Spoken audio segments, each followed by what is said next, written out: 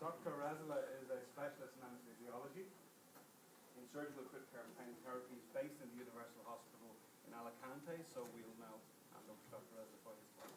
Thank you very much. So, hello everybody. I have to thank Armstrong Medical and all these very nice people who has invited me here.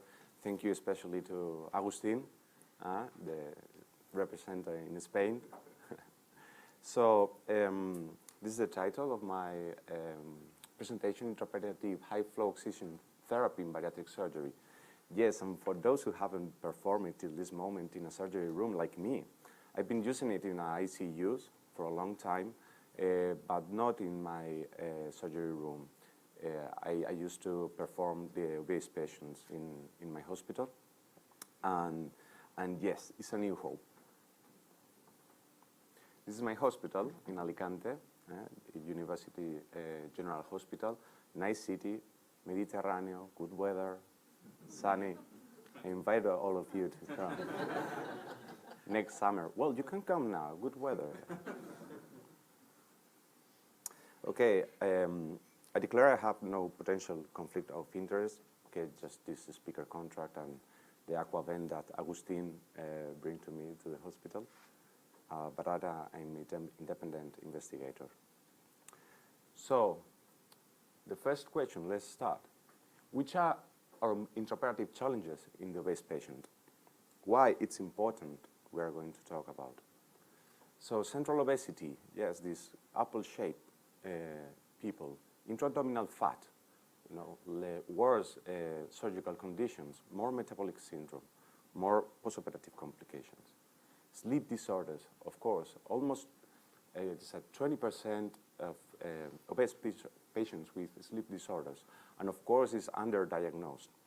They are the responsible of most of these desaturations and respiratory and cardiovascular complications. Regional anesthesia, of course, is difficult to perform it in an obese patient. We are always looking for something perfect to manage the pain.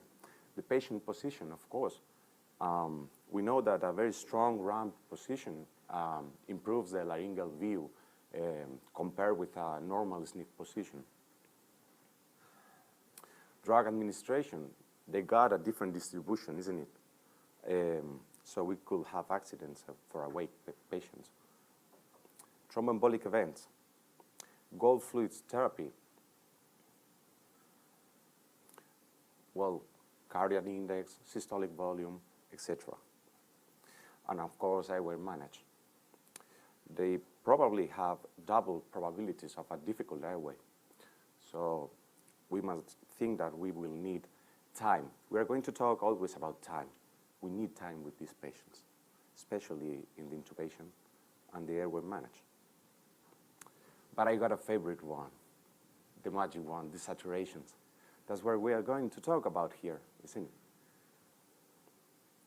Why? A decreased residual functional capacity, important atelectasis, shunt in dependent areas, high basal metabolic rate, respiratory effort of the patient, all leads in an increased oxygen demand. And that's the key, a poor apnea tolerance. Very poor, and a rapid decrease of the oxygen pressure in this patient. Maybe sometimes in the big ones, you only have half a minute till this patient starts to desaturate. Again, we talk about time. This is a lung echography just performed after intubation. We do it 2-3 times during the surgery, and we make a recruitment echo-guided. Okay. As you can see here, there's the consolidation with these hyperechoic points inside with a static bronchogram. The lung doesn't move. It's like a big stone, moves with the heart like boom, boom, boom. But yeah, they got atelectasis. So we have to ask ourselves, do we have any alternatives to improve patient safety? Yes, we got it. Specific bariatric surgery teams, of course. an intensive endocrine treatment, preoperative and postoperative. Advanced hemodynamic monitoring, maybe opioid-free anesthesia. Wow, this is real, it's a legend. Yeah, it's true, we can do it, but step by step. And implanting HACET recovery after surgery guides. This is one of the last ones in bariatric surgery, the World Journal of Surgery. But what about the magic moment, the desaturation? What could we do for it? Okay, it's very important, the domiciliary CPAP, and strong airway management algorithm, and pre-oxygenation protocols. That's the point. Pre-oxygenation. All is in this point. This is a paper compares the pre-oxygenation with pressure, CPAP or pressure support, pre-oxygenation against non-pressure pre-oxygenation, okay? But it's obvious it has to work. These people wear at night, pressure at home. Why do we get to sleep them without pressure?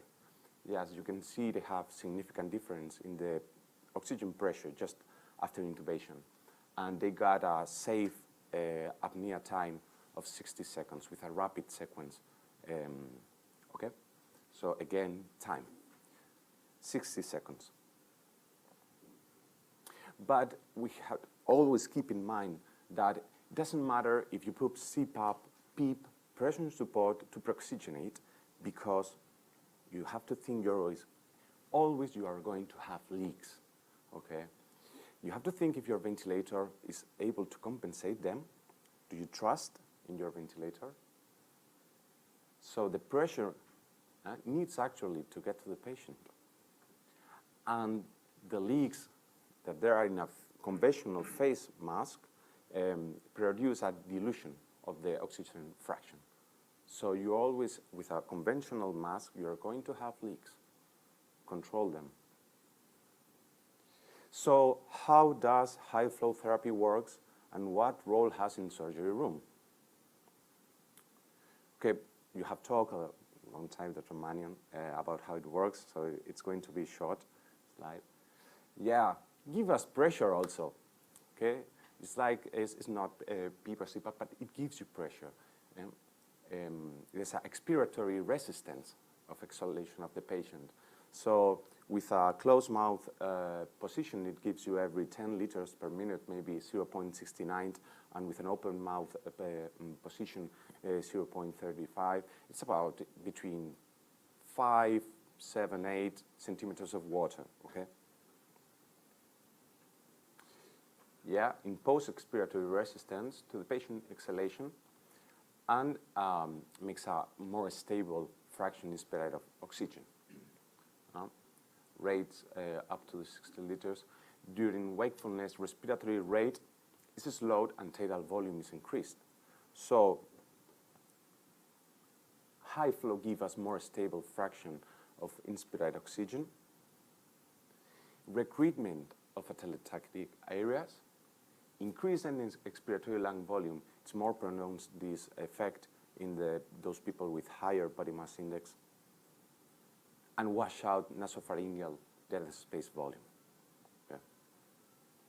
Okay, I'm not going to talk a lot more about the Thrive and emergency intubation, but just to remark again, these people got more time, like 200 till 300 seconds of apnea time. Okay.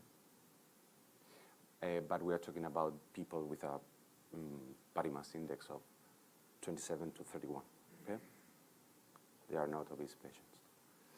And what about extubation? It's important intubation, but for me, for the anesthetist, extubation is probably more dangerous than intubation. We are really scared when we are going to remove the tube. So we use also high flow therapy to extubate the patient. Here you are, the outcomes in the next hours. So we got higher PAFIs, higher oxygen, lower CO2, okay, and lower respiratory rate with high flow therapy. one thing is very important. Is the patient comfortable with that, this cannula, this high flow? Yes, it is. It's more comfortable with because the interface and because the humidity compared with a venturi mask. Okay. What do you do on your anesthesis when you remove the tube? I used to put a venturi mask, or not? Yeah.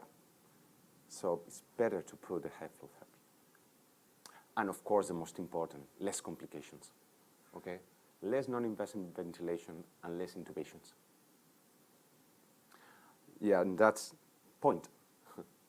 This is the Armstrong device that I use in my surgery room, and one of my patients. What is the target patient group? Obese patients with a body mass index over 35 who are going to be intubated. We register if there's any comorbidity, and we record the type and the duration of the surgery.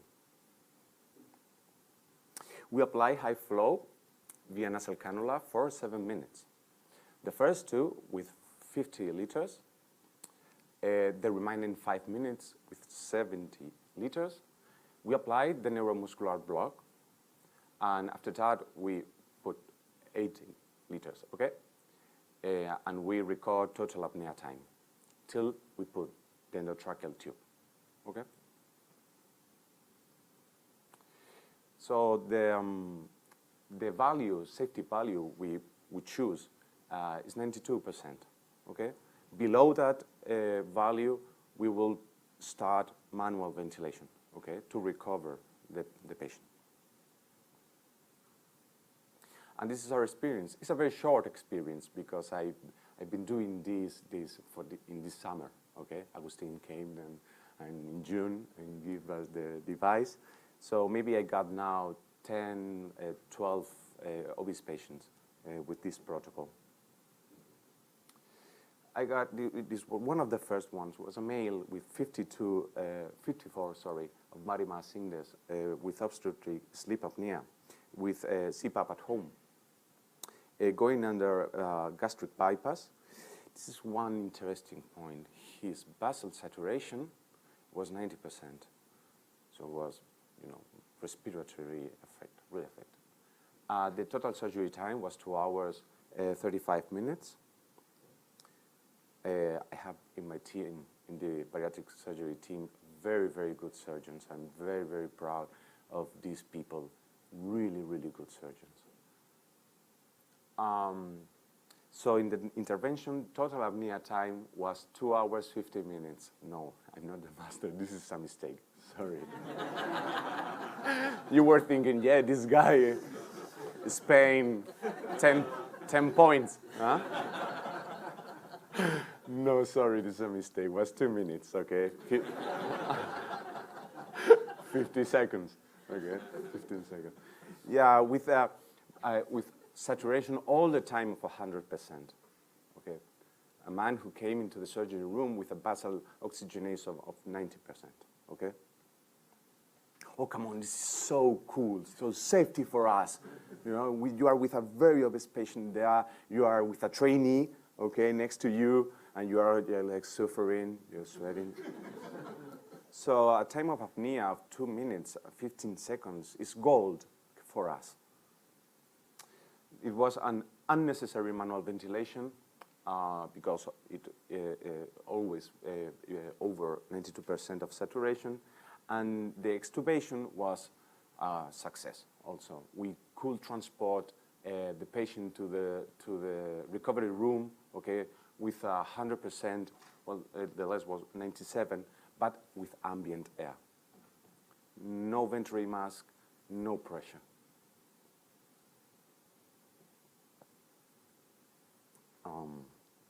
And this is the case.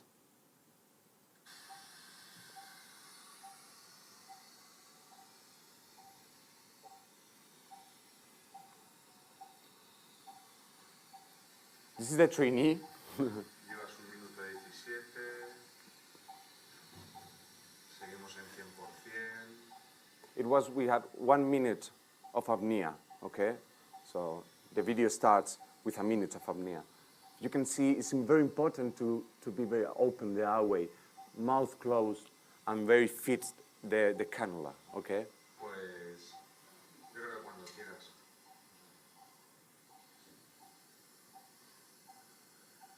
You lose a little bit of pressure when you open the mouth, but you can intubate with still having the high flow therapy. It's beep, beep, 100% every time. And easily. No, it's not easy sometimes. But it seems easy. Yeah, we connect and we stop the high flow. Magic. ¿Le puedes poner el resto de...? Okay, that's me. So in conclusions, high flow therapy, avoid the saturation below the saturation level set, increase the window of safe apnea. You have the possibility of intubation in the first attempt, maintaining safe levels of saturation, decrease, very important, decrease of stress that is generated when you intubate and extubate this type of patients. There's no stomach insufflation. It's one of the, the scariest. Hey, come on, if you give 80 liters, the stomach is going to be like a big balloon. No, it's not. Well, at least in the patients I performed, I always talk with my colleagues, the surgeons, and said, can you take a look to the stomach? Till the moment, it's perfect. And improves the safety, patient safety during the transport to ICU. And yes, a new hope. And this is my village, precious sunset, San Juan de Alicante. Thank you to all my trainees and my colleagues. We are a very big pineapple, so yeah, thank you to all of them. And thank you.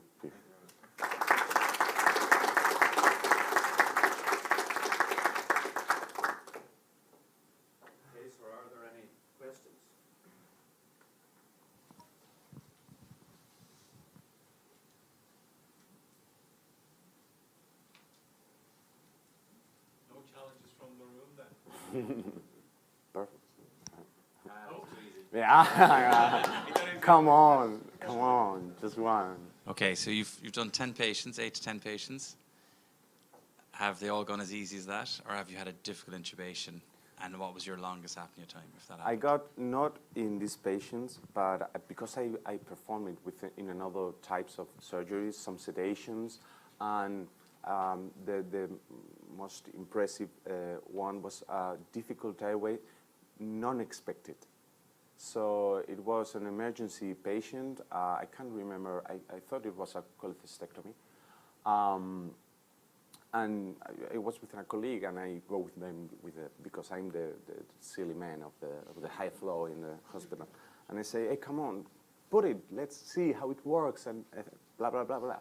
So we put the relaxant. We show, oh, come on, difficult airway, and unexpected. So, wow, everybody, 6 minutes of safe apnea in a difficult airway. That's so much time. And in an emergency patient, you have the risk of bronchoaspiration, etc. So 6 minutes with this device, you can take your time to the air track, video laryngoscope, guys, Eichmann, Froba, whatever you want. You got 6 minutes of no desaturation. Well, 95 saturation, the lowest.